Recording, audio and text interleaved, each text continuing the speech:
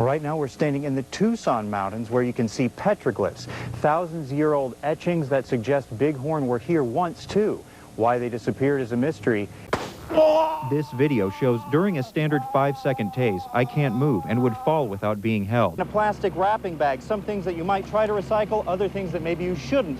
All of these kinds of things can be seen in this big pile here at this recycling plant. While inside, we found not one, but 2 open aircraft. A rancher who shares part of his land right up against this border welcomes the arrival of National Guard troops. And what does that mean? What can we expect to see starting at midnight from the Teamsters? We'll simply set up the picket lines at the facility. Students from Reynolds would be sent to 2 other schools next year. Either almost a mile west, to Erickson, west of Kolb, or about 3/4 of a mile east, to Ford, east of Pantana. We'll force smugglers to go around this area, and they'll detect them when they do that. But opponents say they don't like the idea of forcing smugglers into places where they live. Mr. Hicks in December, no, we have no money for raises. Mr. Hicks in February, yep, we've got enough money. We don't need the DSEG funds. This is not leadership. This is hypocrisy. Teachers and members of the community criticized TUSD board member Mike Hicks for supporting a state Senate bill that would cut $64 million from the district since it receives that much in desegregation funding. Hicks tries to explain TUSD needs an independent auditor and no district employees on its audit committee, but board president Adelita Grijalva considers that going too far.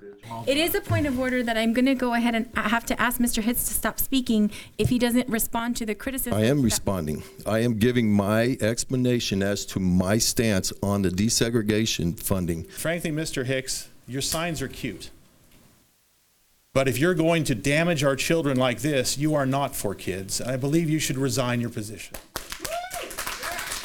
Okay. Democratic State Senator Steve Farley says Hicks was elected to protect the district, isn't doing it, and is making Farley's job harder. We should spend the money in the best way possible, no doubt. But to say you should take the money away, how does that help you spend it better? I mean, I'm all for the creation of desegregation budgets. I'm not for misuse and misrepresentation of the funding. 911, where's your emergency? Across Tucson, school lockdowns, bomb threats, and possible shootings concern more than parents. It makes me nervous. If he's got a gun here, then those bullets, the TPD presence, all that stuff could happen in my front yard, literally. So, I mean, it's like right there. Mary Hamilton lives a few doors down from TUSD's Vale Middle School. She had no idea a handgun was found on the campus behind her. It makes me really nervous, makes me not want to live here. Across Tucson's largest school district, there were 4 handgun incidents. Most were just off campus. And anytime a student brings a weapon on campus, it's of a concern to us.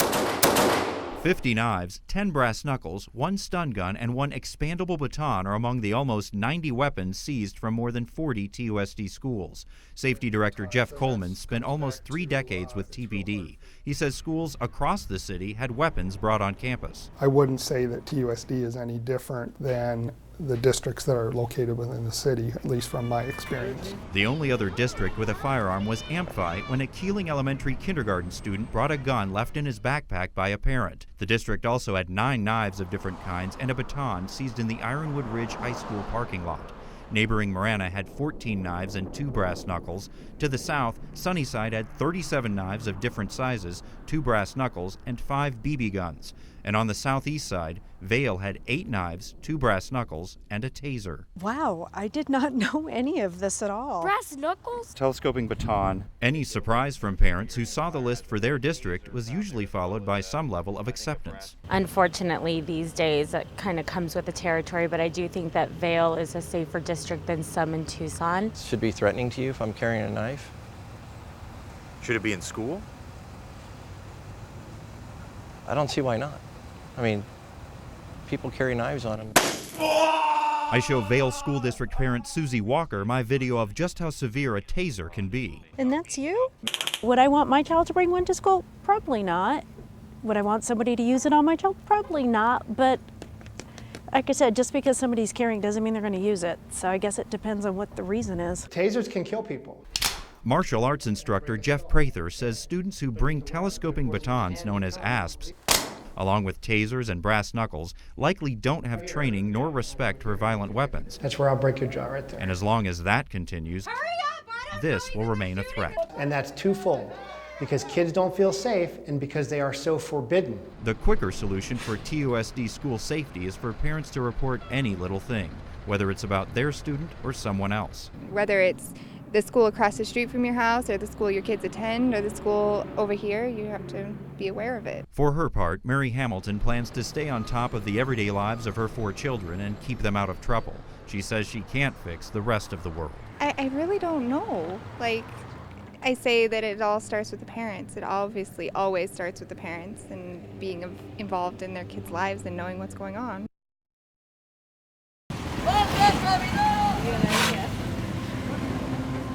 Those who help migrants here in Guatemala say the number of repatriation flights from the United States has grown from 3 times a week back in 2012 to 3 times a day now.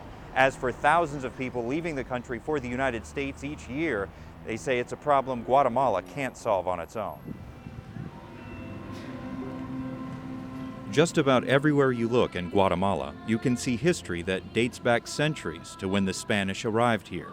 And there's another tradition for many in Central America that isn't hard to find. For your safety, it's important to stay in your seat. When I traveled to Guatemala, all I had to do was ask. I'm going to America right now. This 26-year-old man agreed to speak 2 to 3 weeks if I concealed his identity, out of concern people at his home might recognize him. Hard to believe, he's on his 5th journey from Honduras to the United States. Guatemala is easy to cross. You just get the bus and get to the border of Mexico. In Mexico, it's the same. As long as you have money, you get into the border of America. That's why he's at Casa Migrante in Guatemala City, saving money until he can continue. His first trip to the United States was with his mother when he was about 7, but he says he was deported back to Honduras years later after a traffic stop in Atlanta, where he says his family lives now as citizens. His last attempt to return was 2 years ago. He was caught in Arizona.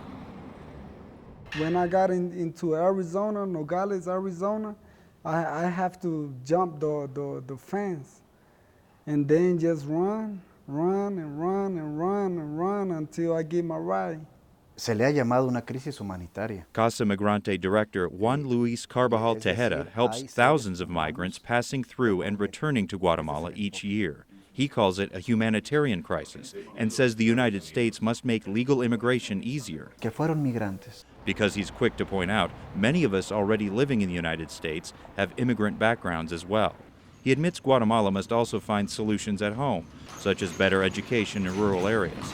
But breaking the vicious cycle of immigration followed by deportation is not easy with violence in Central America and families trying to reunite. This is the problem because Guatemala is a little country with a lot of problems. CONAMIGUA is Guatemala's Commission for Migrants.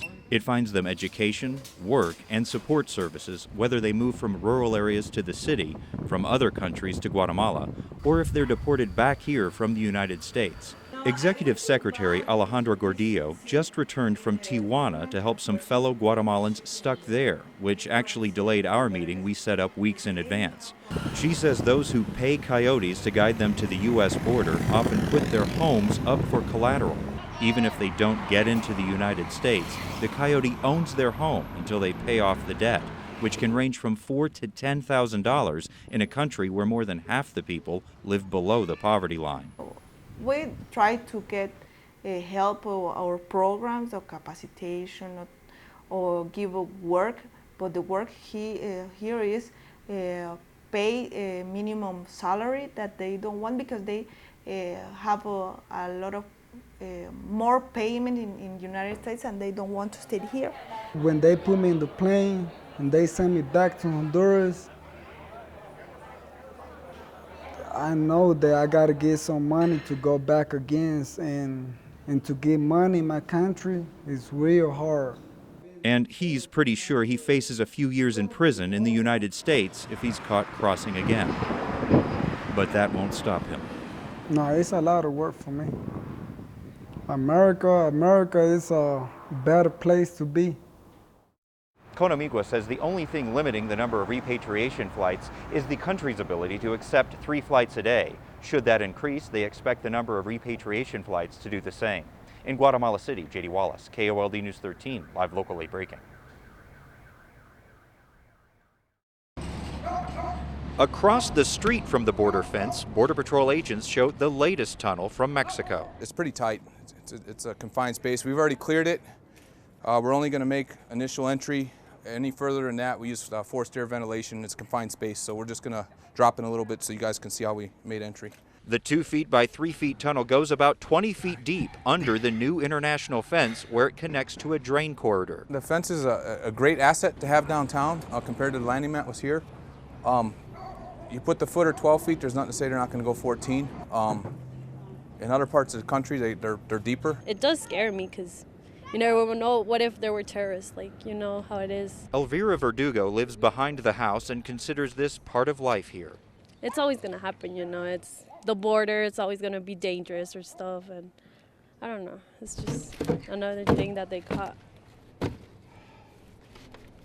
Call to the audience has been going for about an hour now here at the TUSD Governing Board meeting, and you can see that this is one of those large crowds that they actually have to accommodate people even outside of the building for the meeting. Many of these people are saying that the board has continued its attack on Mexican-American studies. They've even been handing out these stickers calling for the resignation of board member Michael Hicks. And as you're about to see, this is just part of the reason all of these people are out here tonight.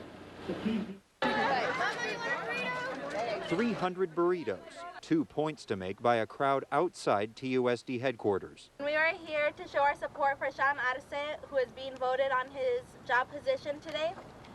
And also we are here to call out Michael Hicks for some of the issues he has said on The Daily Show.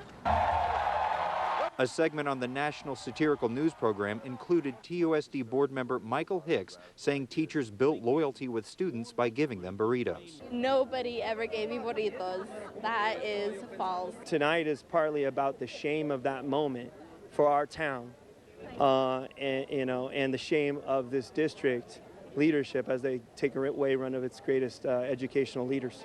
Mexican-American Studies Director Sean Arce will likely not have his contract renewed by the TUSD board, which voted earlier this year to comply with the state and immediately end the classes. I spoke out in favor of protecting the department, providing the best equitable education possible, and that's why, I really believe that it's based on retaliation, just given my experiences within the district. My policy is pretty consistent policies, not to comment on personnel issues. I think that's a good policy for all board members and indeed former board members. So it's obviously on the agenda, and we'll see what happens. 10 former board members signed a letter telling the current board the actions and comments of its members about Mexican-American studies have further divided the community and they should move to positive matters. But students still want their classes back. I'm a fighter. I'm going to push through this. This is, still my education. They can't take that away, but it's just hard.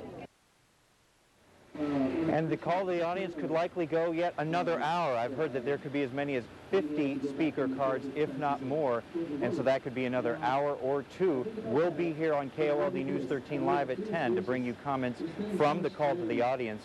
Sean Arce's contract has not been voted on by the board yet. They wanted to have this call to the audience before they take that action. Reporting live at TUSD headquarters, J.D. Wallace.